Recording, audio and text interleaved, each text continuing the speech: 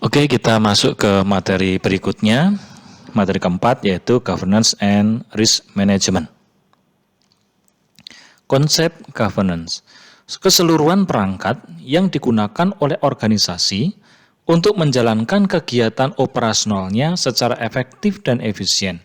Nah, ini disebut dengan corporate governance atau yang sering kali atau secara umum disebut dengan governance.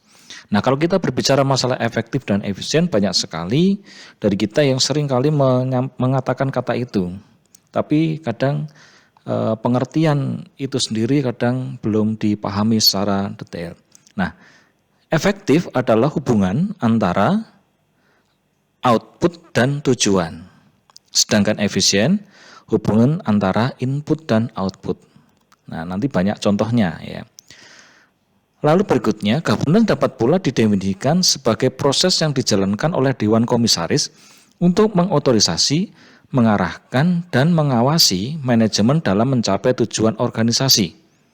Ini pengertian atau definisi governance yang lain, yang langsung dipegang oleh Dewan Komisaris, di mana Dewan Komisaris ini mempunyai tugas untuk mengarahkan dan mengawasi manajemen untuk apa? Ya untuk mencapai tujuan organisasi supaya jalannya roda operasional perusahaan tidak menyimpang dari tujuan yang telah ditetapkan.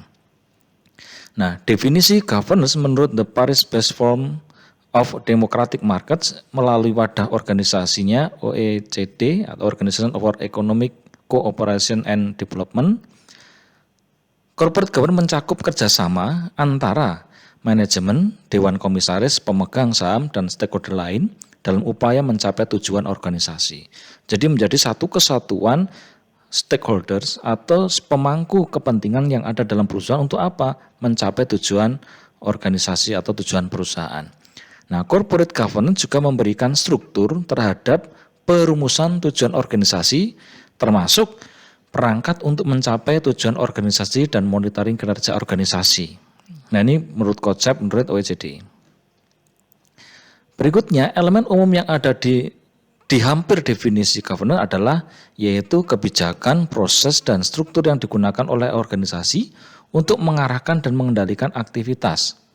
Gunanya untuk apa? Ya untuk mencapai tujuan dan juga melindungi organisasi dari berbagai macam kepentingan kelompok stakeholder melalui cara-cara yang sesuai dengan standar etika yang tepat. Karena kalau masing-masing stakeholder ini mempunyai tujuan masing-masing tetapi tidak dikomunikasikan, tidak dikendalikan, tidak diukur dengan baik, maka ini akan menjadi masalah. Oleh karena itu, kelompok-kelompok stakeholder ini harus diatur, dikelola sedemikian rupa untuk apa? Mencapai tujuan bersama. Nah, ini elemen-elemen dari governance. Ya, yang pertama governance itu sendiri, lalu internal control, bagaimana pengendalian di dalam perusahaan. Ini nanti juga akan melibatkan berkaitan dengan bagaimana manajemen mengelola resiko yang ada di perusahaan. Nah, internal control ini akan membantu di dalam proses tata kelola untuk mengendalikan perusahaan, di mana setiap perusahaan pasti ada resikonya. Nah, disinilah nanti kita akan bahas lebih jauh risk management ini di slide atau materi berikutnya. Nah, ini kaitannya dengan payung governance. Ya. Nah, ini bentuknya ya seperti payung gitu ya. Ya. Ada board of director, ya, strategic director, direksi, ya, governance oversight. Nah, kita lihat dari elemen-elemennya. Di sini ada risk management, senior management ke risk owners. Nanti risk owners itu apa? Akan saya jelaskan. Assurance, penjaminan internal dan eksternal. Nah, ini yang akan melingkupi semua aktivitas yang ada dalam perusahaan. Ya, stakeholder ini melalui kebijakan-kebijakan dan sebagainya akan mengelola berbagai hal termasuk kaitannya risk management dan jasa penjaminan. Nah, kaitannya dengan tanggung jawab manajemen dan risk owners. Tanggung jawab senior manajemen adalah memastikan pemahaman secara penuh terhadap arahan dan otoritas yang didelegasikan Dewan Komisaris di dalam rangka memenuhi harapan Dewan. Nah, senior manajemen ini mempunyai tanggung jawab memastikan pemahaman secara menyeluruh kepada setiap anggota yang ada dalam suatu organisasi atau perusahaan ini untuk apa? Untuk memenuhi harapan Dewan Komisaris. Nah, berikutnya mengidentifikasi proses dan aktivitas yang penting untuk dijalankan dalam rangka melaksanakan arahan Dewan Komisaris, misalnya melalui identifikasi berbagai risiko khusus yang dapat mengganggu outcome. Penanggung jawab atas manajemen masing-masing kategori risiko dan cara yang dipandang efektif untuk manajemen risiko. Nah, di sini hal-hal yang biasanya sering menjadi perhatian Dewan, ya. Bagaimana berbagai risiko ini bisa mengganggu outcome perusahaan, bagaimana cara untuk mengelolanya, siapa nanti yang akan bertanggung jawab terhadap masing-masing kategori risiko yang mungkin muncul, dan cara bagaimana yang efektif dan efisien untuk mengendalikan risiko itu. Nah, ini semua digunakan juga untuk memastikan kecukupan informasi dari risk owner. Nah, risk owner itu apa? Adalah staf yang bertanggung jawab terhadap manajemen risiko dalam aktivitas harian organisasi. Orang-orang yang terlibat di dalam pengendalian risiko itu yang disebut dengan risk owner. Nah, governance itu dimulai dari Dewan Komisaris dan komite-komitenya. Dewan berfungsi sebagai payung dari tanggung jawab governance, ya, governance oversight untuk keseluruhan organisasi. Dewan memberikan arahan kepada manajemen, memberi otoritas untuk membuat keputusan dan tindakan, dan mengawasi hasil dari kegiatan operasional. Nah, Dewan harus memahami dan fokus pada kebutuhan stakeholder kunci.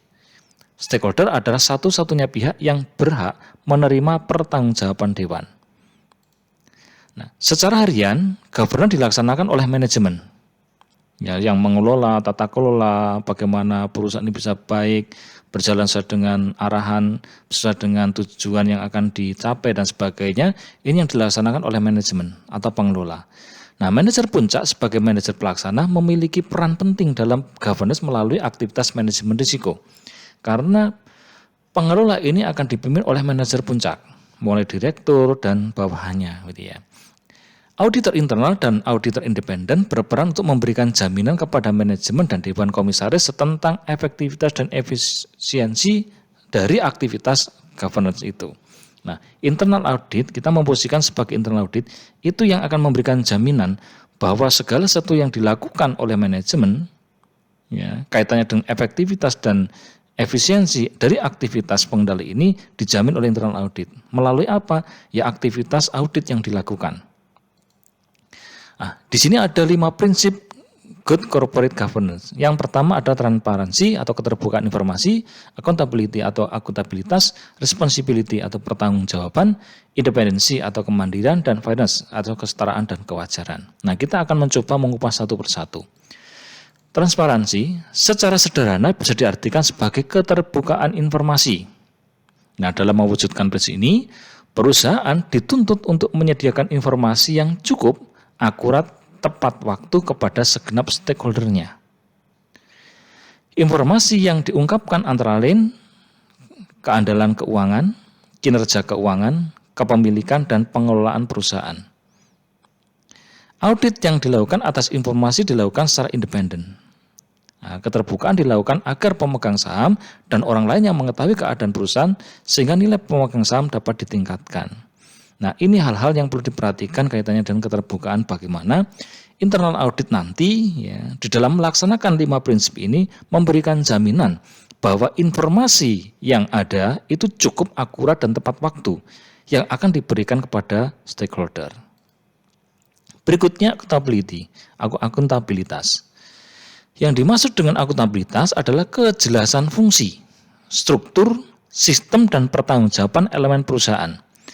Apabila prinsip ini diterapkan secara efektif, maka akan ada kejelasan antara fungsi, hak, kewajiban, dan wewenang, serta tanggung jawab. Nah, di sini antara siapa saja? Ya, antara pemegang saham, Dewan Komisaris, dan Dewan Direksi.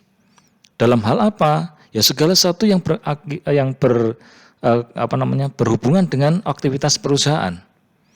Nah, prinsip-prinsip ini harus ditegakkan. Karena apa? Dari sinilah maka akan ada kejelasan fungsi, struktur, dan sistem pertanggungjawabannya. Jangan sampai nanti antara di pemegang saham, Dewan Komisaris, Dewan Direksi, ya, kaitannya dengan pengelola ini terjadi masalah gontok-gontokan, punya tujuan masing-masing, di mana itu akan menghambat tujuan perusahaan, bahkan mungkin akan menghancurkan organisasi atau perusahaan.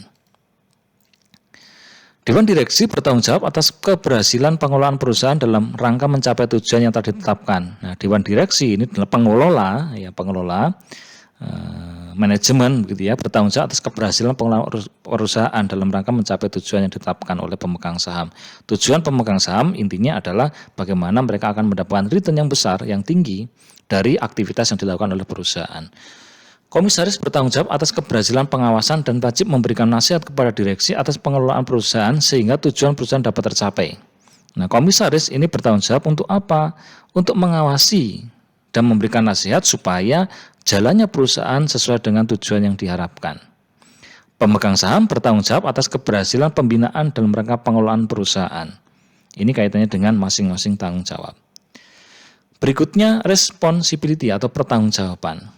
Bentuk pertanggungjawaban perusahaan adalah kepatuhan perusahaan terhadap peraturan yang berlaku, diantaranya yaitu masalah pajak, hubungan industrial, kesehatan dan keselamatan kerja, perlindungan lingkungan hidup, pemeliharaan lingkungan bisnis yang kondusif bersama masyarakat dan sebagainya. Ini adalah pertanggungjawaban perusahaan kepada semua stakeholder yang ada. Dengan menerapkan prinsip ini diharapkan akan menyadarkan perusahaan bahwa dalam kegiatan operasionalnya, perusahaan juga mempunyai peran untuk bertanggung jawab kepada stakeholder, juga kepada stakeholder lain.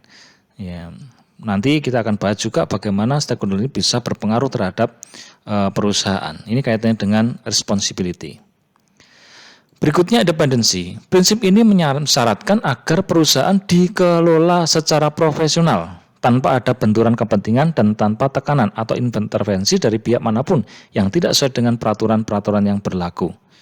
Nah, prinsip kemandirian ini menyarankan atau mensyaratkan bahwa semua aktivitas yang dilakukan oleh perusahaan harus dikelola secara profesional, tidak dipengaruhi atau diintervensi dari pihak manapun. Tetapi tetap kita berdiri pada undang-undang atau aturan yang berlaku. Nah, ini kaitannya dengan independensi. Dengan kata lain, prinsip ini menuntut bertindak secara mandiri sesuai dengan peran dan fungsi yang dimilikinya tanpa ada tekanan. Tersirat dengan prinsip ini bahwa pengelola perusahaan harus tetap memberikan pengakuan terhadap hak stakeholder yang ditentukan dalam undang-undang maupun peraturan perusahaan. Nah, ini kaitannya dengan bagaimana independensi ini bisa dijalankan dengan baik. Berikutnya, fairness atau kesetaraan dan kewajaran. Prinsip-prinsip ini menuntut adanya perlakuan yang adil dalam memenuhi hak stakeholder sesuai dengan peraturan perundangan yang berlaku. Diharapkan fairness dapat menjadi faktor pendorong yang dapat memonitor dan memberikan jaminan perlakuan yang adil di antara beragam kepentingan dalam perusahaan. Setiap stakeholder itu mempunyai kepentingan. Nah, bagaimana perusahaan ini bisa memperlakukan adil di antara setiap stakeholder yang ada? Pemberlakuan prinsip ini di perusahaan akan melarang praktek-praktek tercela yang dilakukan oleh orang dalam yang merugikan pihak lain. Nah, hal ini juga seringkali dilakukan, kayak umpamanya korupsi dan sebagainya. Nah, ini kesetaraan kewajaran ini perlu ditingkatkan supaya apa? Masing-masing stakeholder ini bisa menerima sesuai dengan hak-haknya dan juga memberikan tanggung jawab kepada perusahaan sesuai dengan kewajiban-kewajibannya. Berikutnya stakeholder organisasi. Stakeholder ada semua pihak yang berkepentingan dengan aktivitas dan keluaran atau outcome dari organisasi, baik langsung maupun tidak langsung. Nah, kita ketahui stakeholder kan ada pemegang saham, manajemen itu sendiri, ada masyarakat itu ada masyarakat usaha, ya, masyarakat bisnis, gitu ya, masyarakat umum, ya, masyarakat keuangan, kayak umpamanya perbankan, asuransi dan sebagainya, ada pesaing, ya, ada pemasok, ya, ada pelanggan, ada pemerintah, ya. Pemerintah dalam hal apa? Ya, dalam hal undang-undang, dalam hal pajak dan sebagainya. Nah, ini beberapa stakeholder. Nah, itu ada yang langsung, ada yang tidak langsung, tetapi ada yang juga berpengaruh. Nah, kita akan mengelompokkan stakeholder langsung, direct stakeholders, semua pihak yang terlibat langsung dalam aktivitas organisasi. Ya, sedangkan stakeholder tidak langsung, indirect stakeholder, ada semua pihak yang tidak terlibat langsung dalam organisasi tetapi berpengaruh oleh sukses atau dan outcome dari organisasi. Sedangkan influencing stakeholder atau stakeholder berpengaruh, semua pihak yang tidak terlibat langsung dalam organisasi dan terpengaruh oleh organisasi, tetapi berpengaruh terhadap aspek-aspek bisnis serta suksesnya organisasi. Nah, ini kita akan lihat contohnya. Yang pertama, regulatory agencies, lembaga-lembaga pembuat aturan, baik indirect stakeholder maupun sebagai influencing stakeholder seperti BAPEPAM, the Environmental Protection Agency, dan seterusnya. Ini kaitannya dengan contoh-contoh stakeholder. Juga ada lembaga keuangan, financial institusi. Jadi bagaimana lembaga ini sebenarnya tidak berpengaruh, tetapi ini akan mempengaruhi outcome perusahaan. Lalu berikutnya influencing stakeholder lain seperti lembaga peringkat atau rating agency, asosiasi industri, dan kompetitor. Kompetitor ini juga perlu dipertimbangkan. Karena dengan adanya kompetitor yang bagus dan sebagainya akan berpengaruh terhadap outcome perusahaan atau organisasi.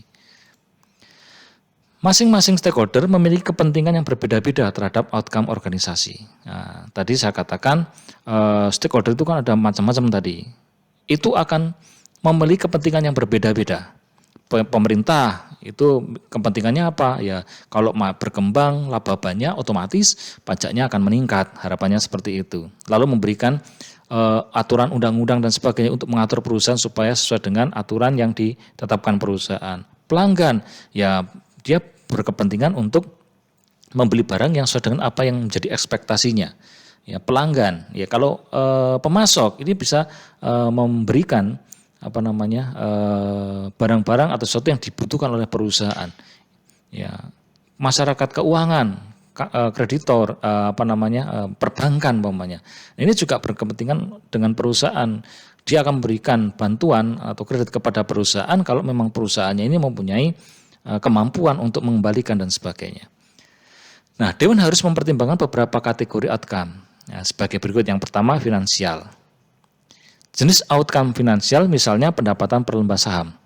Dengan adanya pendapatan per lembar saham tinggi, maka Dewan dalam hal ini komisaris atau pemegang saham akan merasa senang.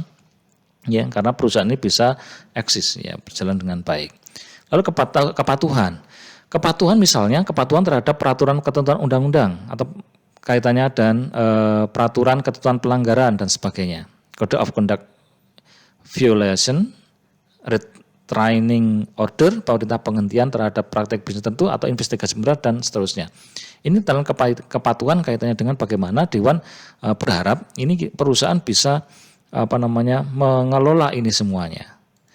Lalu berkaitan kaitannya operasi, misalnya tentang pencapaian tujuan, efisiensi penggunaan sumber daya dan seterusnya. Lalu strategik adalah misalnya reputasi, keberlangsungan usaha, moral karyawan, kepuasan dan sebagainya. Nah, Dewan itu berharap perusahaan berjalan dengan baik sehingga punya strategi yang baik. Kaitannya dengan reputasi. Kalau reputasinya bagus, ini perusahaan akan berjalan dengan baik.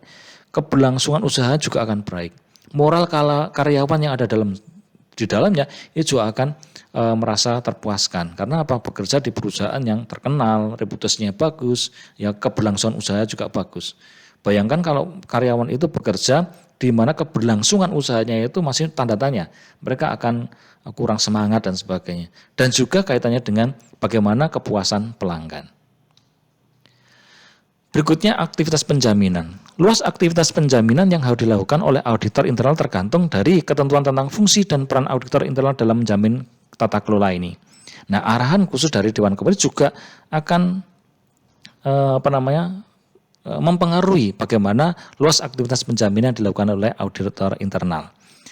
Nah, terlepas dari dua faktor di atas, fungsi internal auditor mencakup evaluasi kecukupan desain manajemen risiko. Bagaimana perusahaan itu mempunyai desain, perancangan manajemen risiko. Jika ada sesuatu, apa yang harus dilakukan. Jika terjadi sesuatu, apa yang akan dilakukan oleh perusahaan untuk mengendalikan dan sebagainya. Juga tentang pengujian efektivitas desain manajemen risiko. Ya, kita uji apakah efektif atau tidak kaitannya dengan desain risiko yang dilakukan oleh perusahaan. Berikutnya juga mengevaluasi validitas pelaporan efektivitas manajemen risiko dari risk owner ke senior management. Bagaimana penanggung jawab dari setiap aktivitas risiko ini dipertanggungjawabkan pada senior management. Bagaimana validitasnya. Berikutnya, mengevaluasi validitas laporan efektivitas manajemen risiko dari senior manajemen ke Dewan Komisaris. Dari risk owner ke senior manajemen dan senior manajemen ke Dewan Komisaris. Ini bagaimana keefektivitasan pelaporannya. Lalu mengevaluasi ketepatan waktu dan efektivitas penyampaian informasi atau toleransi risiko, risk tolerance, dari Dewan Komisaris ke senior manajemen. Dan dari senior manajemen ke risk owner. Nah, toleransi risiko adalah batasan tingkat risiko yang bisa diterima untuk memastikan kemampuan organisasi dalam mencapai tujuan. Ada batas ambangnya. Setiap hal pasti ada risiko. Tetapi dalam risiko itu ada toleransi yang bisa diterima. Ya. Evaluasi kemungkinan adanya area risiko yang harus dikelola dengan tepat tetapi belum dimasukkan dalam proses governance. Yaitu evaluasi kemungkinan risiko apa yang harus perlu dikelola. Mungkin ada hal-hal baru termasuk sekarang perusahaan sudah berpikir maju dan sebagainya, tetapi ada kasus corona ini. Lalu ada masalah-masalah kaitannya dengan keuangan dan sebagainya. Ini belum terpikirkan, belum dimasukkan sebelum dalam perencanaan. Tetapi dengan adanya hal baru ini, bagaimana kita mencoba untuk mengevaluasi kemungkinan yang bisa dilakukan oleh perusahaan di dalam menghadapi hal-hal yang belum dimasukkan dalam proses tata kelola ini. Berikutnya, peran penting auditor dalam governance, yaitu memahami secara penuh arahan dan harapan Dewan Komisaris. Seperti apa sih arahannya dan harapan Dewan seperti apa?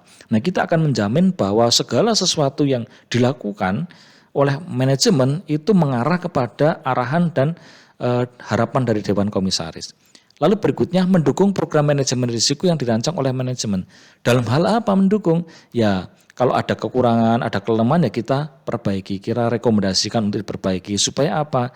Semua bisa berjalan dengan baik. Manajemen risiko bisa dijalankan ketika risiko terjadi dan tidak mempengaruhi tujuan perusahaan.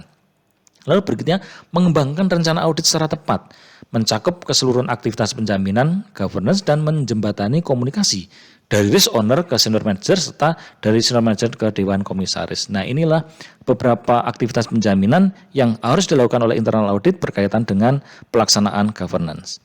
Oke, saya kira ini sementara untuk slide berikutnya pada materi ini masih dalam materi 4 akan saya sampaikan di video berikutnya. Selamat belajar.